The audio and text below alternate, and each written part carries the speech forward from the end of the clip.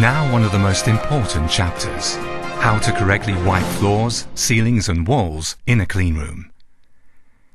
If you enter a clean room, you should position the cleaning system trolley so that you need to move it as little as possible. Now use the mop holder to take one of the mop heads out of the upper bucket of the trolley, if possible without touching the mop head with the fingers. Soak the mop with in-use solution in the front bucket and squeeze the mop out using the mop wringer. Now you can start wiping, not randomly, but according to a very special technique exclusively developed for clean rooms. All surfaces such as floors or walls are cleaned with the so-called figures of 8 method. For this purpose, move the mop in 8-shaped loops over the floor while moving backwards. Always move towards one wipe direction only. This way you prevent dirt particles and pathogens from being left over.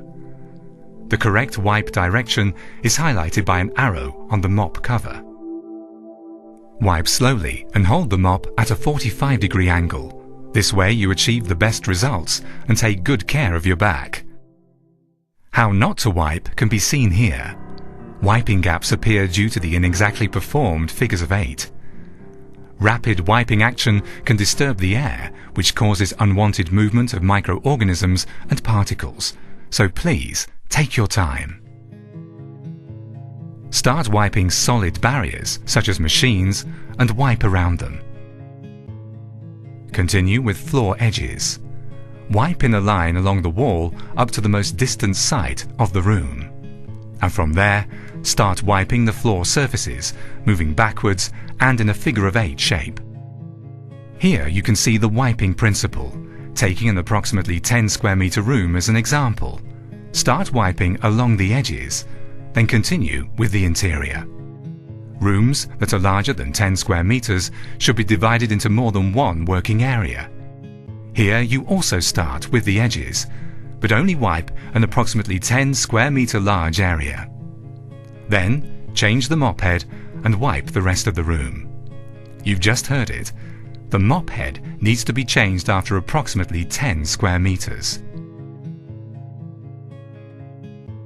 You will also notice it by the mop becoming stiff. Of utmost importance, the used mop must under no circumstances be soaked again. The in-use solution would be contaminated.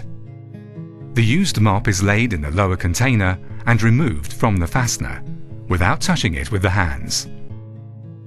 The new mop head is taken up from the upper bucket using the mop handle. Now you are ready for the next wipe cycle. This has probably been way too much at once.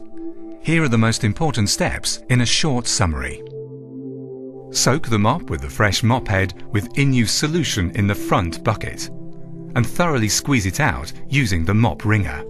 First, wipe around barriers and along the edges. Then wipe the floor in slow, regular figure of 8 shapes while moving backwards and wiping in one direction only. The wipe direction is indicated on the mop.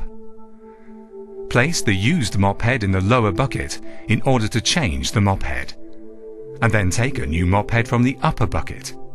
Now you are ready to continue.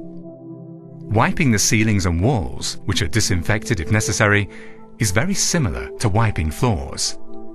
Elongate the telescopic handle of the mop as to enable you to easily reach every site. First, wipe the edges, and then wipe the surfaces in the shape of figures of 8. The person responsible for quality or hygiene in your company will inform you how often ceilings and walls should be disinfected. Basically, the following order should be observed for the disinfection: ceilings, walls, floors.